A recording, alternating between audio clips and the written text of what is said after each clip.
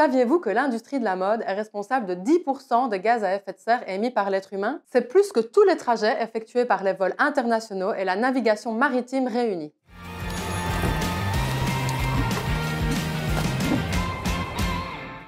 Salut, moi c'est Adeline, diplômée en stylisme-modélisme. J'ai repris le projet WeCoStore et ouvert une boutique à Liège. Notre mission?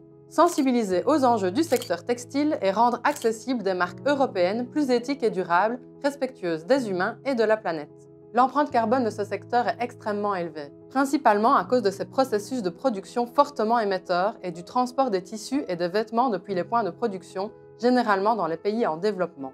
Mais l'industrie de la mode cause aussi beaucoup d'autres problèmes. Ce secteur utilise beaucoup d'eau pour produire des matériaux comme le coton et pour le traiter. On parle de 93 milliards de mètres cubes par an, soit la quantité utilisée par 5 millions de personnes en un an. L'industrie de la mode contribue ainsi aux pénuries d'eau dans certaines régions du monde. De nombreux pesticides sont par ailleurs utilisés pour produire du coton, 16% de la part mondiale des pesticides, ce qui a de fortes répercussions sur la biodiversité.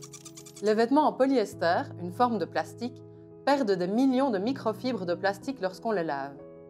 Des fils si petits qu'ils peuvent s'écouler de nos machines à laver et passer directement dans la mer à travers les stations d'épuration. Sans oublier les mauvaises conditions dans lesquelles de nombreuses personnes travaillent pour que nous puissions acheter un nouveau t-shirt à bas prix.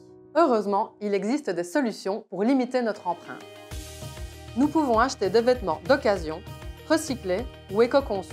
Nous pouvons aussi les troquer ou les louer. Votre pantalon ou votre t-shirt est déchiré? Faites-le alors réparer au lieu de le jeter. Analysez les étiquettes pour choisir des matériaux durables. Le coton biologique, par exemple, permet d'éviter l'utilisation de produits chimiques tels que les pesticides. Et évitons les vêtements qui contiennent du plastique. De cette façon, nous préserverons la nature et notre santé. Mais la priorité, c'est surtout de consommer moins de vêtements. Saviez-vous qu'au niveau mondial, une énorme quantité de textiles, 92 millions de tonnes, est créée chaque année? La quantité de vêtements sur le marché est tellement grande qu'on ne sait pas tous les revendre ou les recycler. L'équivalent d'un camion poubelle rempli de vêtements se retrouve dans la décharge chaque seconde.